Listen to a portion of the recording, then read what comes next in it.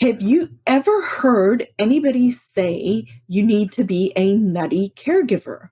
Or have you ever heard anybody tell you as a dementia caregiver that you need to be a rhino? Well, if you are curious about that, I invite you to listen to today's episode 115, where we unpack 6 qualities that dementia caregivers need to have most from a Christian perspective. So I'm super excited that you are here, and I would love for you to be a part of this podcast. On our website, thinkdifferentdementia.com/podcasts, you can record a 90-second question for me to actually answer for you on the podcast. So I invite you to go check it out, send me a message, and then I will record you a personal answer that will be presented on the podcast. So go check it out. Have you recently found out someone you love has dementia? Struggling to wrap your head around how to be a Christian caregiver? Searching for answers by joining countless Facebook groups but find them toxic? Learning how to cope with dementia feels difficult, but learning a Christian caregiving worldview can be easy. Hey, brother and sister in Christ, I'm Lizette, occupational therapist, pastor's wife turned dementia coach, and a daughter of dementia.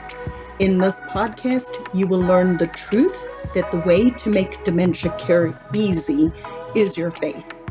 Knowing that a loving God has decreed this hard providence in your life makes all the difference. Here you will gain skills. You will be challenged by what God says in His Word about caregiving, and you will learn exactly what dementia is and is not.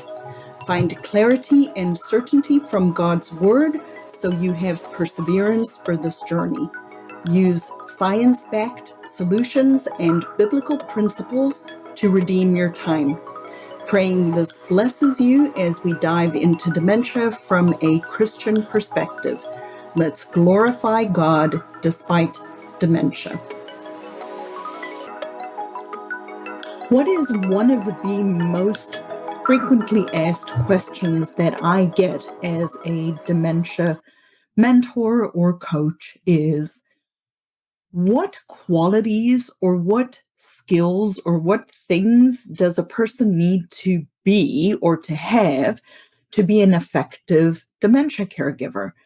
And this particular answer can be very multifactorial. And today we are going to explore that in 6 different qualities that all dementia caregivers need to have for a successful dementia caregiving journey. So in episode 115, what do dementia caregivers need most? A Christian perspective, today we are going to look at that in those 6 different qualities. But before we start the full episode, I would love to invite you, if I resonate with you, specifically since we are now moving towards a Christian-based podcast. I recently developed a guide for family caregivers who are Christians, and it's called the How to Be a Christian Caregiver, 10 Disciplines for Dementia Caregiving, that I would love for you to come and get. And the link for that will be in the show notes. I almost called it the 10 Commandments of Dementia Caregiving, but I decided that I didn't want to be quite as forward and step on the Lord's toes related to calling it a commandment, because it's not a commandment. But at the same time, these are 10 disciplines that you can incorporate into your life as a family caregiver who is a Christian on a dementia caregiving journey. So the link is in the show notes. Go check it out. I would love for you to get it and give me feedback related to whether or not it was helpful. So, back to the episode. What are six qualities, or six, yeah, qualities is the best word, that all dementia caregivers need most? Well, I'm originally from South Africa, and when I graduated as an occupational therapist in South Africa, moving to the United States was quite challenging for me because in South Africa, we didn't have a lot of these pre-made things that are so common here in the United States. So, as a new grad moving to the States, I did not have much of an awareness or an ability to just go and order a piece of equipment because we didn't have that in South Africa. So, for many, many years, I have called myself the MacGyver OT. Now, why on earth would I talk about being a MacGyver OT? Well, the reason for me calling myself a MacGyver OT is because I am extremely, extremely creative. And I remember working in home health where I would go with other therapists and I would stand in the person's house and I would scan the environment and see what they had available if they needed a piece of equipment and actually see if I could make it for them. So that's how I got to call myself the MacGyver OT. Now, why the MacGyver OT? Well, the first quality that a successful family caregiver needs most related to caregiving is creativity. Now, the Westminster Shorter Catechism, question and answer 9, we learn about what is the work of creation. And in summary, it is God making all things from nothing by the word of his power in the space of 6 days, and all very good. Now, my creative ability is not the same as God's creative ability, but because I am created in the image of God, we all, as image bearers, are creative, even though we don't necessarily think of ourselves as creative because maybe we're not an artist or maybe we're not a musician or write music or write books or any of those types of things. But every single person is designed to be creative. And because we are created in the image of God. And so, one of the most important qualities for a Christian caregiver to have is to be creative. And we have to be creative in multiple different ways when we are a dementia caregiver. We have to be able to look at the situation and then try something new. And we might have to try things a few times. It may not work the first time. We may not stumble on the right solution immediately. But if you look at whatever problem you are facing related to caregiving from a how can I create a solution to that problem, we can come up with very creative solutions. One of our group members right now, his wife has the behavior or the challenging difficulty that she paces all the time. And one of the things that she always does is goes to the door. And so in working with our group member, I've been trying to come up with very creative solutions to see how we could decrease her pacing to make it a little bit easier for our group member. And one of the solutions, the creative solutions that I came up with was, let us look and see whether or not we can recreate or create the door to actually look like something else. This is a strategy, a technique that is successfully used in a memory care facility and other types of facilities where they hide the doors behind artwork. So obviously in a house, it's a little bit harder to create a mural or something on the door. But I thought to myself, I am very excited to announce this next part of our journey together. Once a month, on a Thursday evening, I'm going to do a segment called Ask the Dementia Coach, where you can actually come into a coaching session with me and other people if they register for the same time, so you can feel what it feels like to actually have dementia coaching. The reason I'm doing this is because I know so many of you guys are struggling on your own and may feel like you're at the end of your rope. And in order to help serve you better, I wanted to open up this opportunity once a month for you to register for a free Ask the Dementia Coach segment. Like I said, it will be Thursday evenings, once a month, 6 o'clock Eastern Time in the evening. And the segment is called Ask the Dementia Coach. So if you're interested in signing up for that, the link will be in the show notes below. And I look forward to seeing you on one of these special sessions.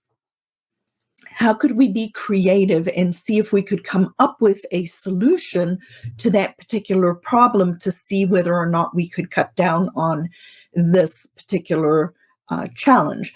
So the solution we have devised that we've come up with is I recommended to him to buy a shower curtain that looks like a bookshelf, because a bookshelf is something that you would normally find in most people's houses or is something that we are all used to seeing, right?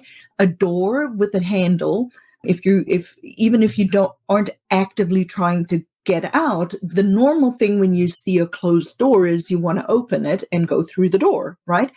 So putting a sign on the door saying stop is not an effective strategy. What do you do at a stop street? You stop the car and then you go. So using a sign at a door saying stop hasn't been successful for most people.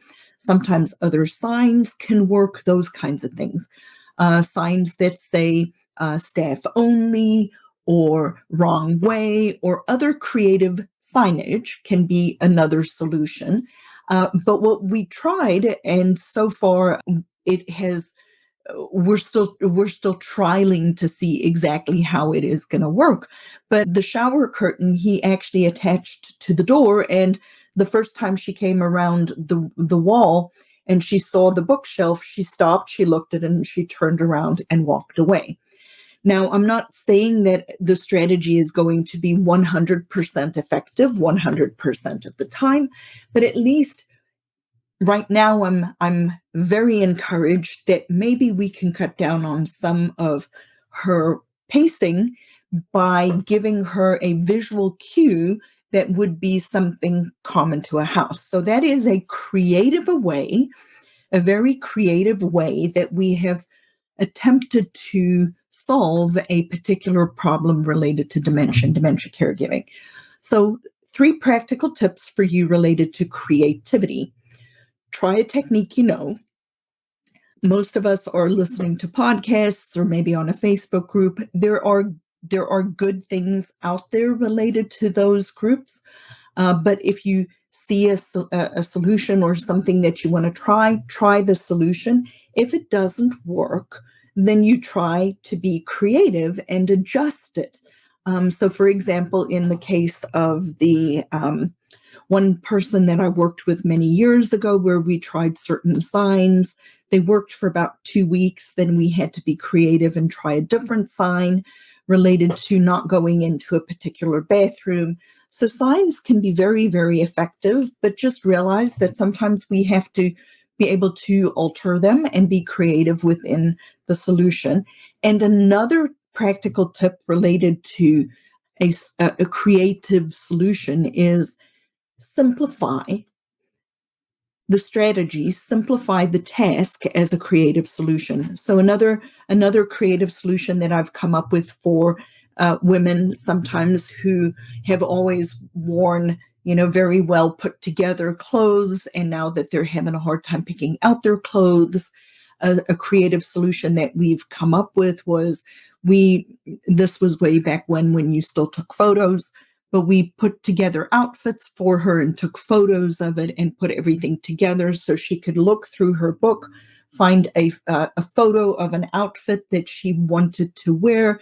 Her staff member, she was in a facility, would go pick out the clothes and the resident would get dressed. So simplify, like that was a creative way to simplify getting dressed and picking out the appropriate clothing for the occasion. So that's the first one. The second quality that all dementia caregivers need most is being flexible but routined. Now, I know those two things sound maybe a little bit like it's an oxymoron. How can you be flexible but routined? Well, flexibility can come in a lot of different forms. Now, I'm an extremely flexible, not physically flexible, but I'm an extremely flexible person. I can go with the flow very easily. I'm extremely adaptable. I can change on a dime, and I call it the flying by the seat of my pants, right? The reality is that a person living with dementia, they over time lose their ability to be flexible. So they really need the structured routine. But within that flexibility but routine, what I'm wanting people to do is have a structured routine, but within that routine, be flexible. And you are, unfortunately, as this process is continuing to develop with a person that you're helping, there's only one of the two of you that can be flexible, and that is you and not the person that you're helping. So one of the people in one of my groups actually called me earlier today. And if you're listening to this podcast later on, shout out to you. You know who you are. I'm going not to mention your name. I will ask you next time if I can use your name, just your first name. But earlier today, I had a conversation with a member of my group that is really struggling with this needing to change to accommodate the changes of the person that she is helping. And it was evident that it was a little bit frustrating, and I totally understand that. It is frustrating. It's frustrating to me that I'm the only one that can change in the relationship with my parents. My husband and I are the only ones that have the capacity to change and be flexible.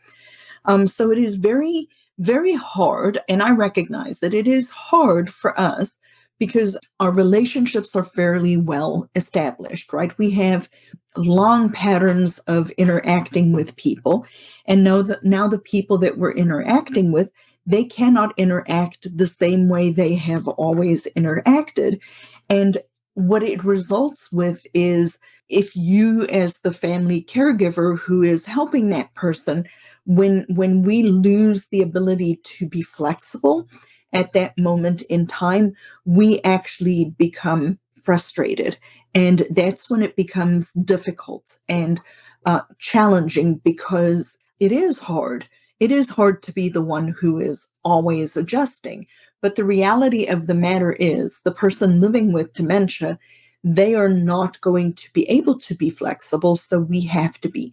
So the strategy, the practical tip I gave her today was for her to reframe what she was thinking about, all of the changes that she has to make, and reframe that in a more positive way by saying to herself, yes, I understand that I have to change whatever this thing is. I have to change how I cook, or I have to change how I interact with the person. But if you reframe that and say, when I change how I cook, so that the person is not picking at their food, or when I change how I respond to whatever it is, what I am doing is I'm creating these opportunities for my person not to get frustrated, for my person not to get angry, for me not to experience frustration. So when we're struggling with the flexibility component, ask yourself to reframe it into a positive way and say to yourself, when I do these things, the result is that my person is not as frustrated or annoyed, or we're going round and round arguing, and we've stopped that in its tracks. Yet again, I understand it is hard to be the only one in a relationship who constantly feels like they're the only one contributing to the dynamic and the interaction. But the reality is that the person is living with actual physical changes to their brain and is not going to be able to be flexible and change. And then you can, by being flexible, you can anticipate what's coming next.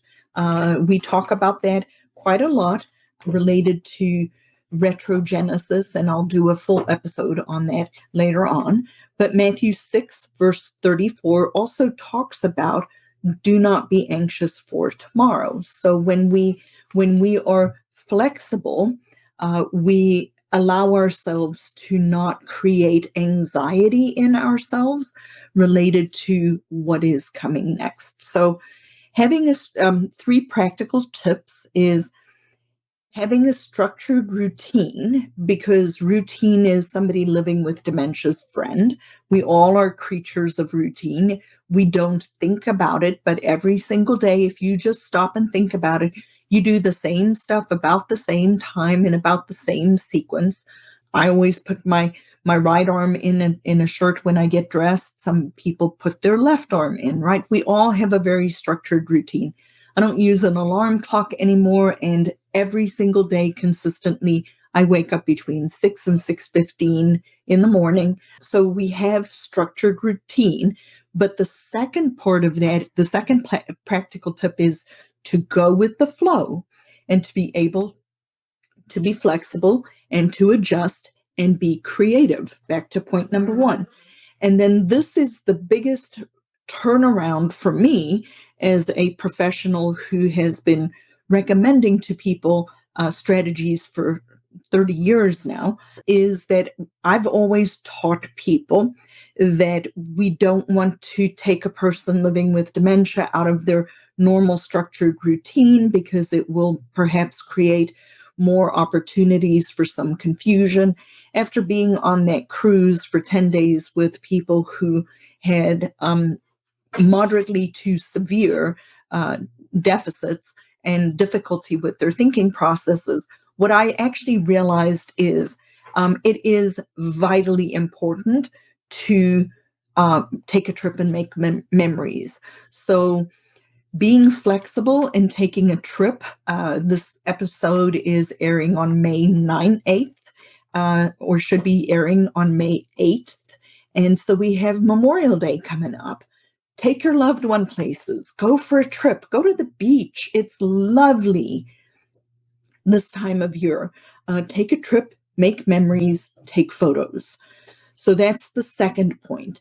The third point for today is patience is a virtue.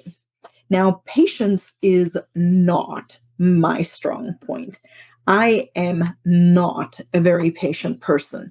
And what I found interesting is, as I started doing these podcasts and as I started recording more videos, I noticed where some of my impatience actually comes out.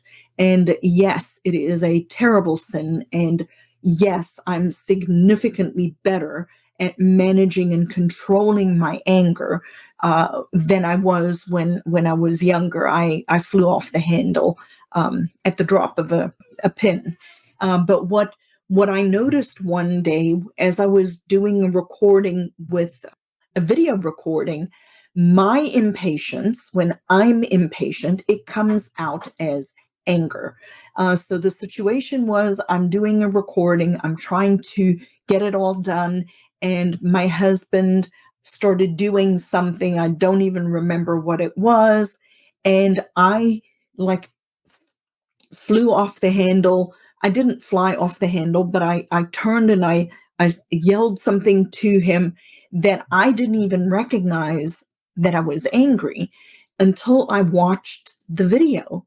And then I'm like, oh, wow, that was quite not good, because my whole countenance changed, my whole response, my voice, my tone of voice, everything. So it is one of my biggest struggles is to control anger. And for me, anger comes out frequently when I'm impatient. And I know that it is very, like we talked about, it feels very unfair that we as the caregivers are the only ones who always need to accommodate, right?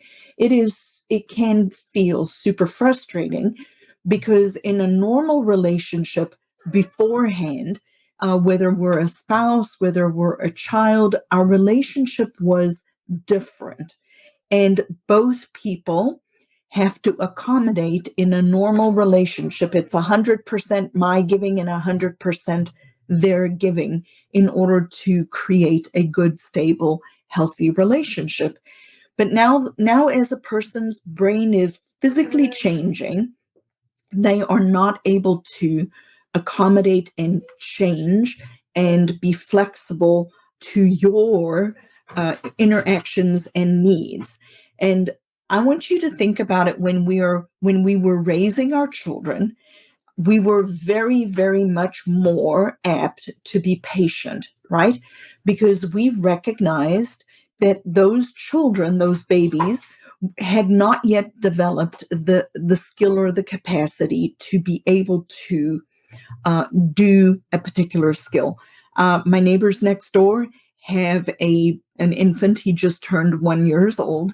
And I know they're getting to the point where he's going to be ready to learn how to walk, right? So when we're helping a baby learn how to walk, we are super patient with them.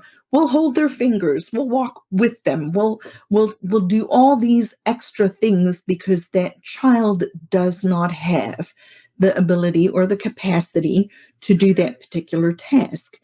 And so I want you to consider, as the person that you're helping, as their brain is changing, they do not have those physical components in their brain. The wiring is not there anymore. So think big gaps, and messages not going through. So they physically sometimes do not have the ability to do the thing that they're supposed to do. And then you throw on top of that the thinking part of it, and they are even less sometimes able to do the things that they normally very easily would have done. And so one of the big things that I really want to impress on you today is that patience is absolutely a virtue, and it is also a fruit of the Spirit, right? As Galatians 5, verse 22 talks about. And dementia caregiving is a part of our sanctification process. So, what is sanctification? I use Westminster Shorter Catechism is just a framework that we use, a creed to help to summarize the Bible. It is not the Bible, but it is a accurate summary of the Bible. And the Westminster Shorter Catechism talks about sanctification being a work of God's grace, where we are renewed in the whole man after the image of God, and are enabled to die unto sin and live unto righteousness. And so being patient and learning patience as a fruit of the Spirit and a whole dementia caregiving journey is a part of our sanctification to learn how to die to sin and to live unto righteousness. And I really love this answer because it talks about, yet again, after the image of God, which circles back to my first point of God created the world in 6 days out of nothing, and we are created in the image of God, and so therefore we are creative. So 3 practical tips I want you to consider when you are getting impatient. You take a time out, not them, right? We're not going to put mom in the corner. We're not going to put you in the corner. But what I'm recommending is, as long as the person is safe, if you are getting impatient, withdraw yourself from the situation and reset and retool, and just take a time out and then come back later. So that's the first thing. The second thing, a real practical tip, is remember Christ's patience with us. So when we are being impatient, we have to remember God's vast patience with us every single day, day in, day out. And then the third thing is, if you truly are if your personality hasn't always been somebody like me who tends to be more impatient, and you're starting to notice yourself becoming impatient, that tells me you are in a symptom of overwhelm, and it is time to build in respite and breaks. We need to build in respite and breaks earlier and more often than what we already do. So the fourth point that we're going to talk about in today's episode is compassion. So what is compassion? Compassion is a deep awareness and sympathy for another's difficulty. The other word that can be used here is suffering. Now, I have chosen specifically not to use the word suffering because people living with dementia are not suffering. I made this mistake once in a large Facebook group to talk about somebody living with dementia, people living with dementia, as suffering from dementia. And I was schooled by a person living with dementia that they are living with dementia. They are not suffering from dementia. So it's just a choice, a cognitive choice, an active choice I have taken to not call people living with dementia as suffering from dementia. But compassion is a deep awareness and sympathy for another's difficulty, being moved and characterized by care and kindness. Compassion is proactive.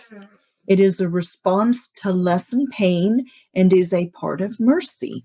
So, what is mercy? Mercy is unmerited favor. None of us deserve mercy, right? It is unmerited favor. God grants us mercy. So, Luke 10, verse 33 is the passage about the Good Samaritan, right? So, what happened in the story of the Good Samaritan? He came upon the person who had been robbed and felt compassion, and he took care of his needs. It was a proactive approach to taking care of another person's need.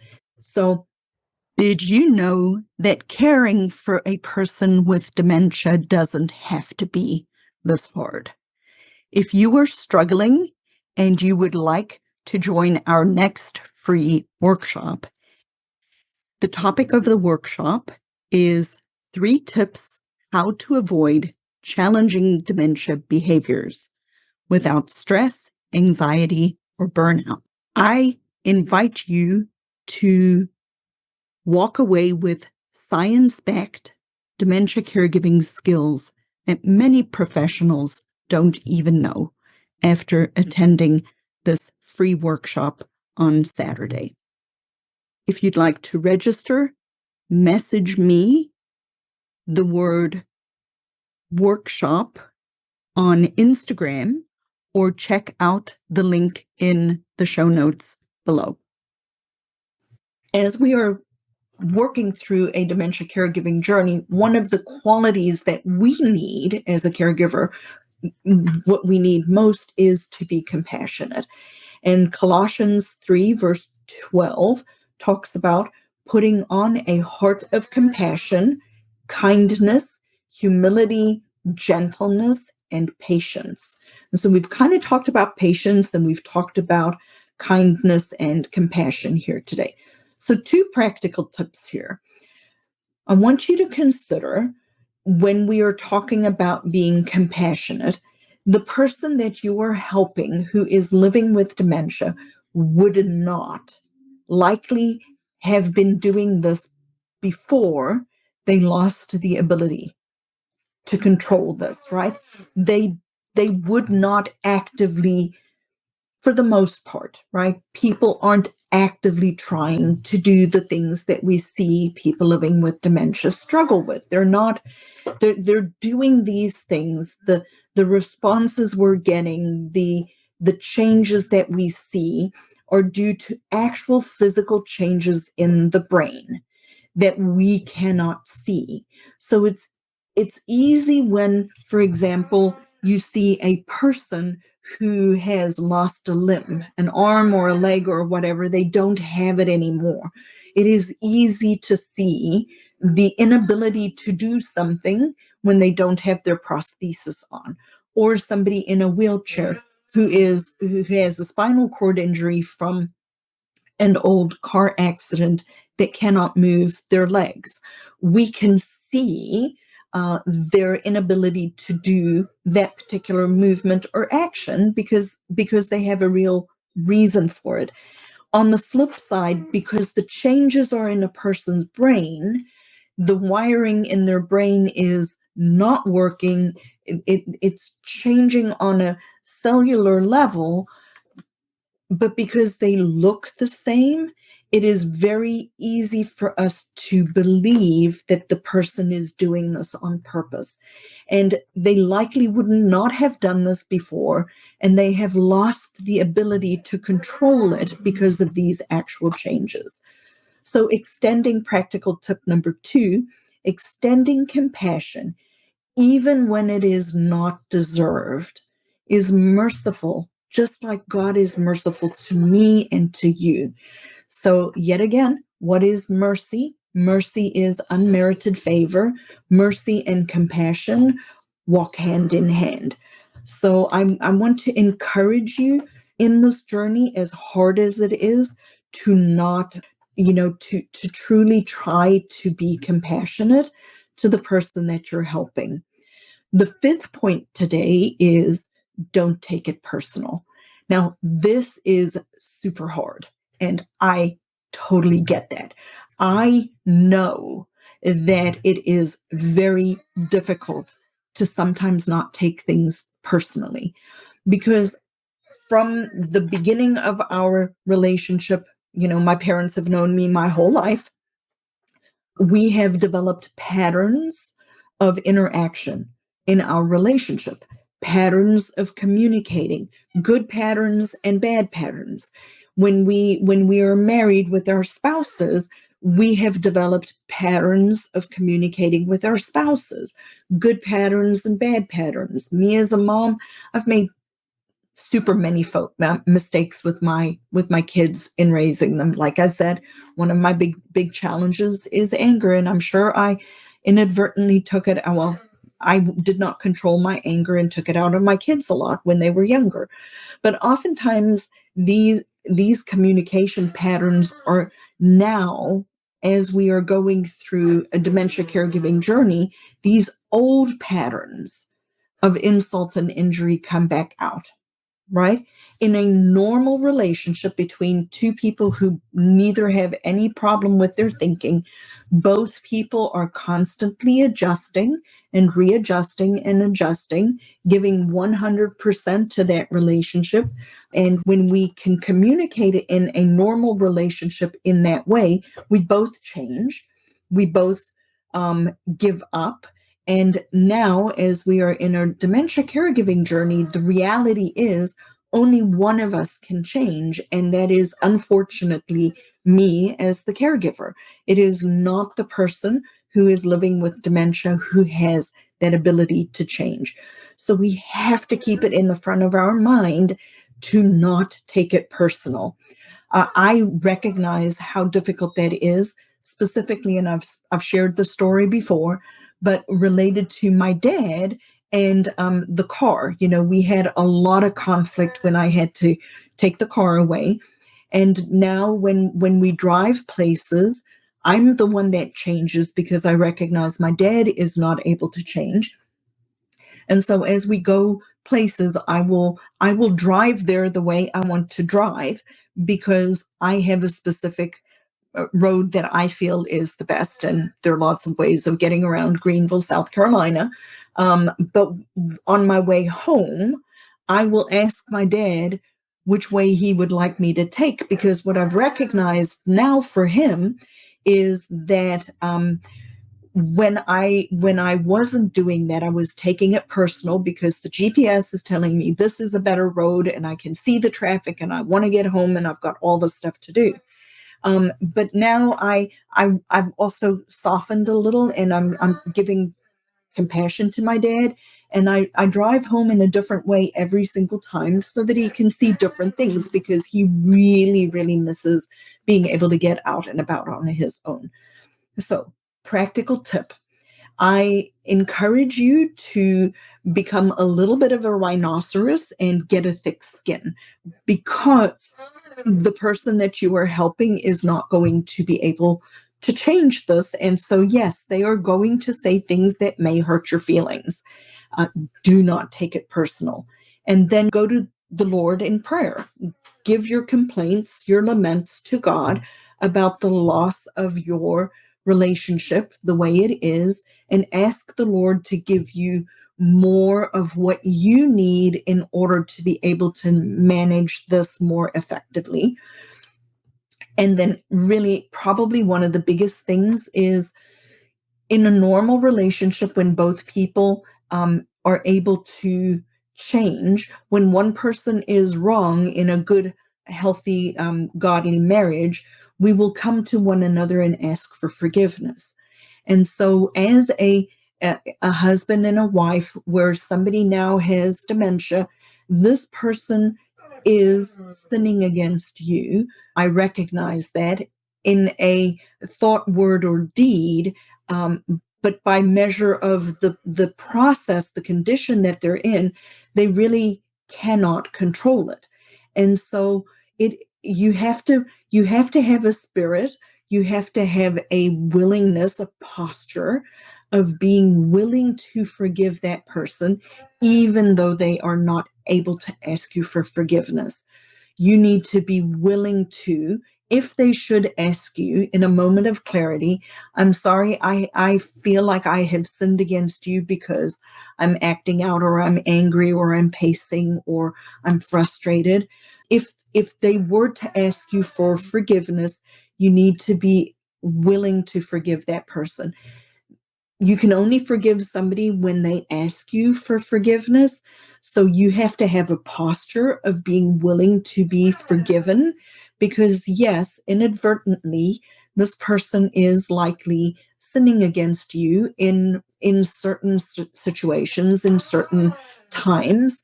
But if you keep that posture of being willing to forgive, you will not become resentful, because if you're not willing to forgive, that is where we start to harbor frustration and anger and resentment to the person that we are helping, that we love.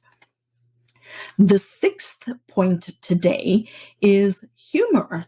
You need to maintain a healthy sense of humor as a family caregiver of somebody living with dementia. Jolene Breakey wrote a book called Creating Moments of Joy, and it is one of my favorite books related to dementia and dementia caregiving, where she talks about becoming the nutty caregiver. So what is a nutty caregiver? A nutty caregiver is somebody who is flexible, creative, adaptable, patient, and comes up with all sorts of different ways of interacting with the person to then create these moments of joy. So, an example of being a nutty caregiver can be, you can't get mom to do what mom needs to do. So, you give her a couple of minutes, walk out the door, go change your clothes, put a hat on or whatever, because you got to go to the doctor, and say, hey, we got to go, and see if she'll come with you then, by being the nutty caregiver, by being creative, by trying different things, and really honestly creating moments of joy. Keep your sense of humor. It is going to be well worth it. And write them down, because you're going to want to have remembered some of the good things.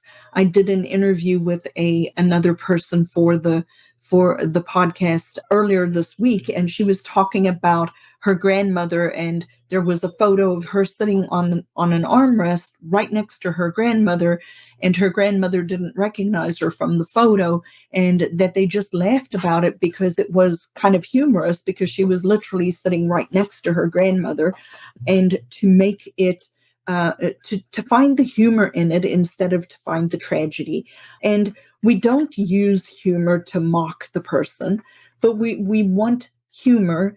We want to create these moments of joy so that they can be a stress relief. And we do not want to do things that are going to embarrass the person, but we want to do things that are going to just bring everybody together, and just give you a sense of connecting with the person that you are helping. So a couple of practical tips here is, number one, let your creative out. Go for it. Find creative outlets. I sing a lot.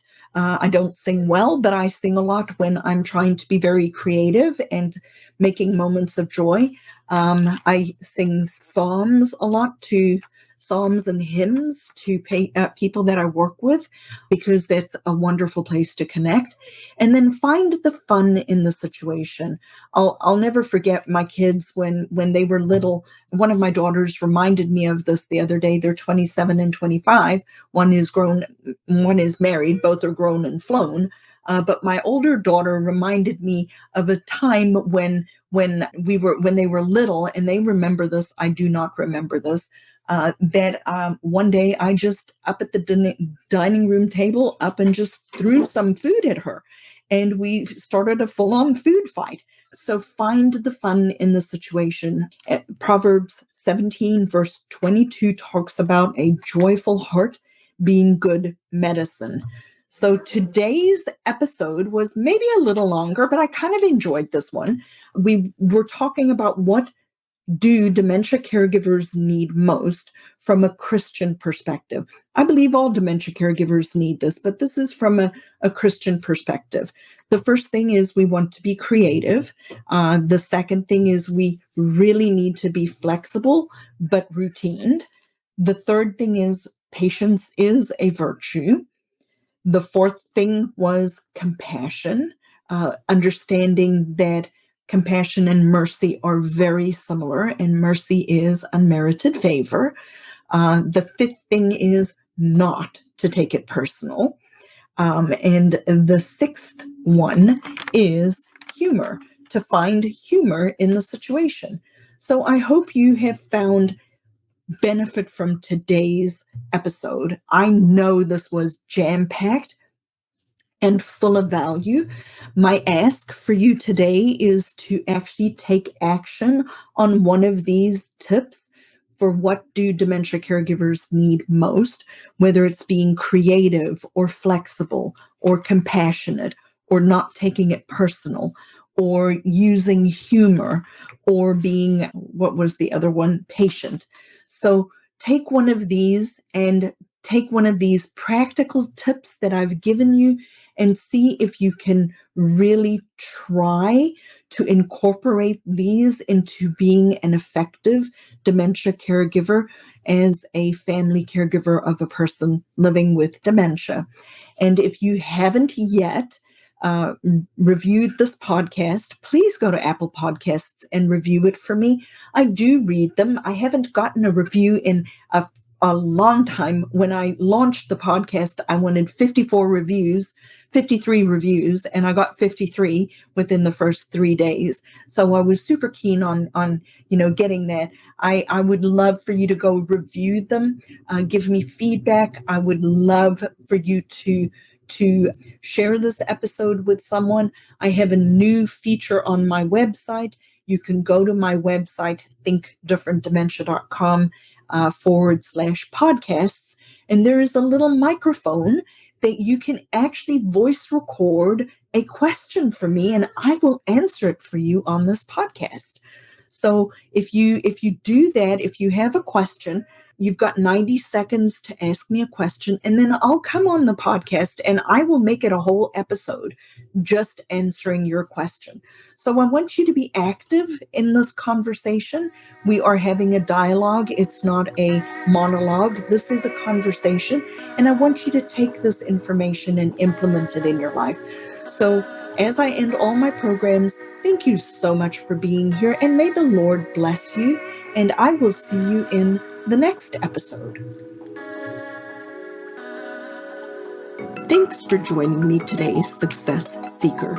I pour my heart and soul into this program to serve you. You can serve me by leaving a review on Apple Podcasts, and join our free Facebook group, Dementia Caregiving for Families. It's a positive and proactive space to navigate dementia caregiving together. Get practical tools and find support, but without the verbal vomit. Be a part of our community where we seek to find peace of mind and ease despite the dementia diagnosis. So join today, and see you next time as our flight takes off.